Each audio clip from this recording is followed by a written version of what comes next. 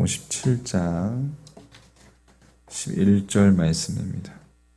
요한복음 17장 11절 시작. 나는 세상에 더 있지 아니하오나 그들은 세상에 있사옵고 나는 아버지께로 가옵나니 거룩하신 아버지여 내게 주신 아버지의 이름으로 그들을 보존하사 우리와 같이 그들도 하나가 되게 하옵소서. 아멘. 자,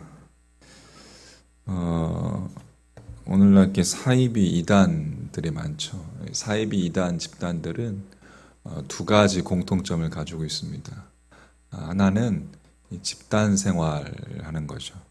사회와 단절된 채 집단 생활을 하는 것을 당연한 것으로 받아들입니다.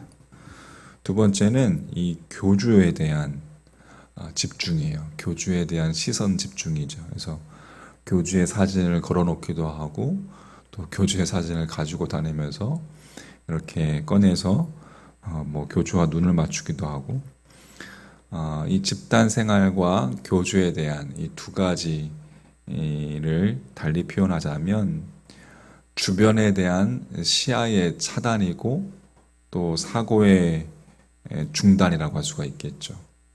생각하는 것을 못하도록, 다른 거 생각하지 못하도록 오로지 교주와 그 교주의 말 이외의 것은 생각하지 못하도록 하는 것이 이 사이비 이단들의 특징이라고 할 수가 있겠습니다.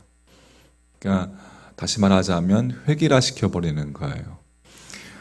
다른 목소리나 다른 생각은 절대로 용납되지 않는 게 가장 큰 특징입니다. 그렇게 우물한 개구리가 되어서 그 사이비 이단 집단에 속한 이들이 영혼들이 이제 파괴되어 갑니다.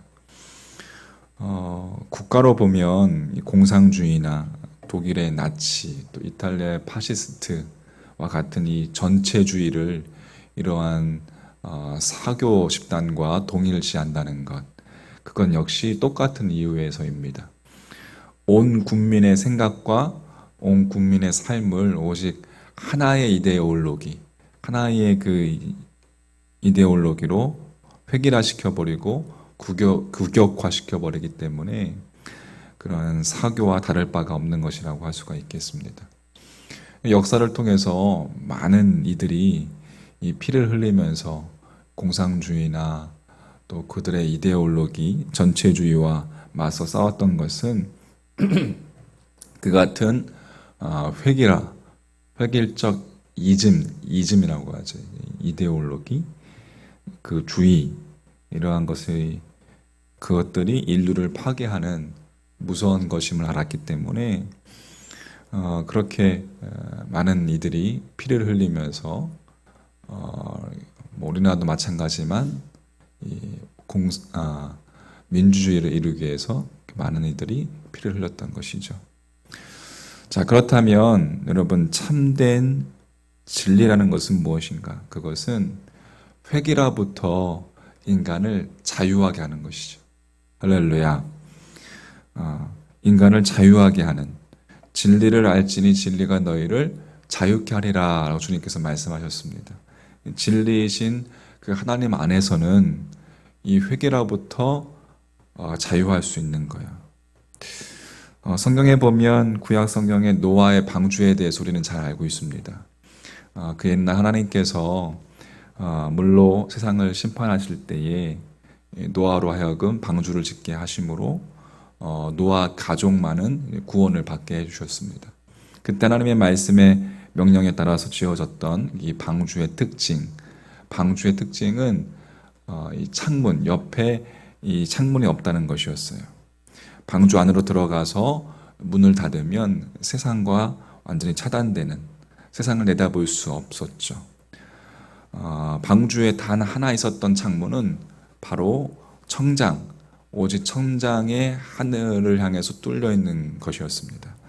그래서 방주 속에서는 단지 그 창을 통해서만 하늘을 바라볼 수 있는, 하나님만 볼 수 있었던 것이었던 것이죠. 자, 그렇다면 집단 생활과 그 교주에 대한 그 시선만을 강조하는 이단 사이비와 모든 것이 차단되고 오직 하늘만 볼 수 있는 그 노아의 방주와의 차이점은 무엇일까요? 이단 사이비는 인간을 획일화시키지만 노아의 방주는 인간의 획일화에서 자유케 한다는 것이 차이점이라고 할 수가 있겠습니다. 할렐루야. 우리의 시선이 세상에서 벗어나서 하나님을 향해서 하나님을 바라보며 하나님을 고정시키고 비로소 진리에 우리의 시선을 고정할 때에 그때 비로소 우리가 그 하나님의 시각으로 다시 세상을 내다볼 수 있는 것이죠. 그런 의미에서 그리스도인들이 가장 경계해야 할 것은 우리에게 있어서 가장 경계할 것은 우리 신앙의 획일화입니다.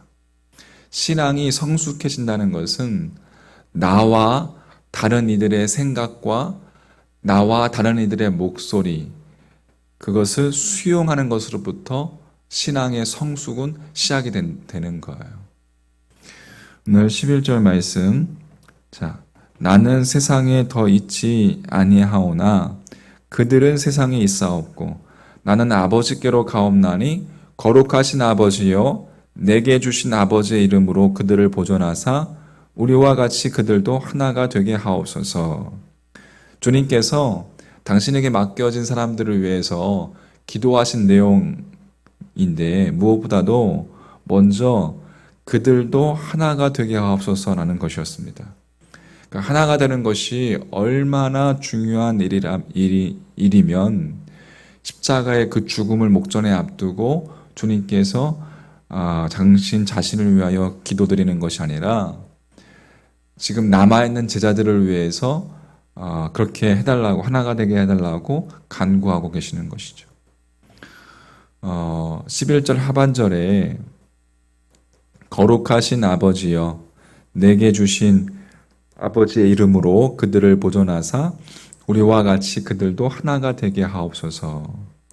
자, 여기에서 주님께서 말씀하신 하나라는 것, 우리라는 것은 주님께서 말씀하신 우리와 같이 그들도 하나가 되게 하옵소서. 우리라는 것은 이제 성부, 성자, 성령을 일컫는 말이죠.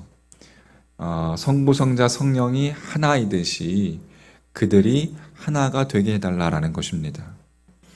여러분, 복음서에 보면 성부, 성자, 성령님께서 동시에 역사하는 장면이 있습니다.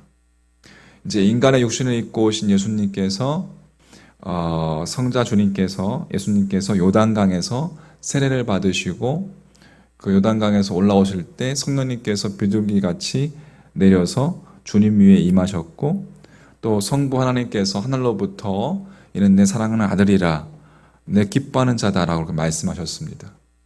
각각 다른 모습으로 나타나시어 다른 모습으로 역사하고 계시지 않았습니까? 획일적이지 않았어요.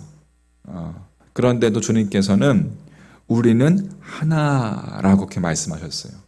그러니까 성부, 성자, 성령은 근본적으로 본질적으로 한 분 하나님이셨기 때문에 비록 다른 모습으로 다르게 역사하는 것처럼 보일지라도 그 성부, 성자, 성령 세 분은 결코 분리될 수 없는 하나라는 것입니다.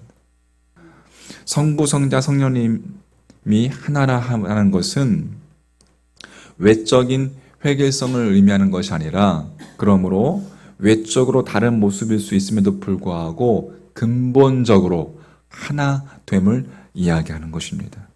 그래서 우리는 이 하나님을 삼위일체이신 하나님이라 라고 부르는 거예요.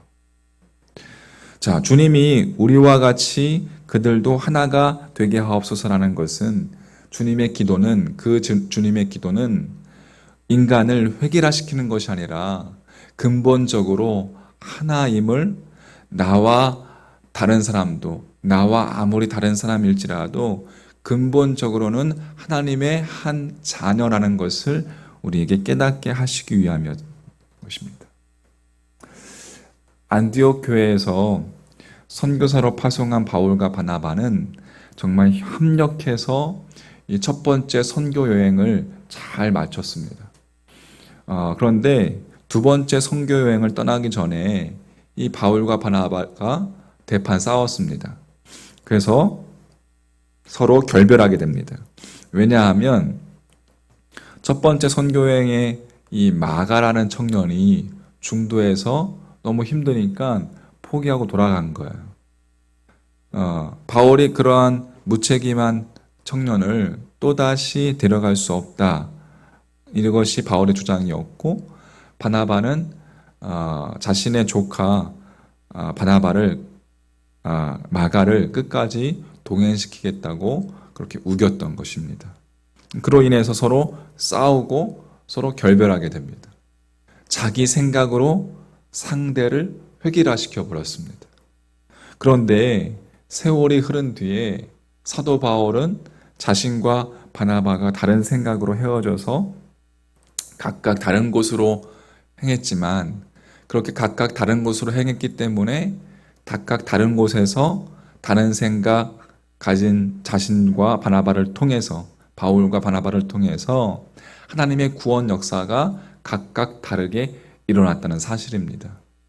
즉, 자신이 무책임하다고 평가했던 그 마가라는 청년도 바울이 생각하기에 그때야 비로소 자신과 다른 목소리를 내지만, 그렇게 자신과 다른 이야기를 했던 바나바도 하나님께서 쓰셨던 것처럼 마가도 자신과 다른 모습이지만, 다르게 행동했지만 하나님의 한 자녀라는 사실을 바울이 깨닫게 된 것이죠.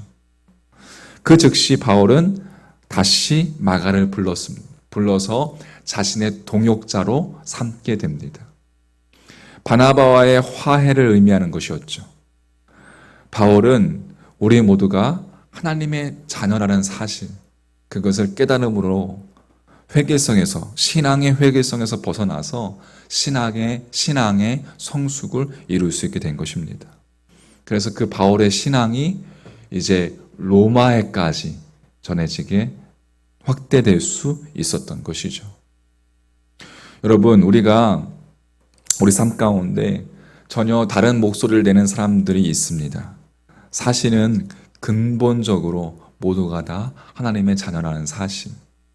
하나님께서는 나와 다른 저 사람을 위해서도, 나와 다른 그 사람을 위해서도 주님께서는 십자가에 못 박혀 돌아가셨고 3일 만에 부활하셨다는 사실. 저 사람을 구원하기 위해서도 하나님께서는 역사하고 계시고 하나님의 자녀라는 사실. 그것을 인식할 때, 그 같은 사실을 우리가 수용할 때 우리의 신앙은 성숙함으로 한 걸음 한 걸음 나아가게 되는 것입니다. 할렐루야. 그러므로 여러분과 저희의 믿음이, 신앙이 정말 태평양처럼 넓은 믿음 되기를 주님의 이름으로 간절히 축복합니다. 진리가 우리를 자유케 한다는 사실을 우리가 믿음으로 수용하고 나와 다른 이들을 수용함으로, 받아들임으로 여러분 믿음의 성숙을 이루는 그러한 여러분과 저의 믿음의 여정이 되기를 간절히 소망합니다. 할렐루야.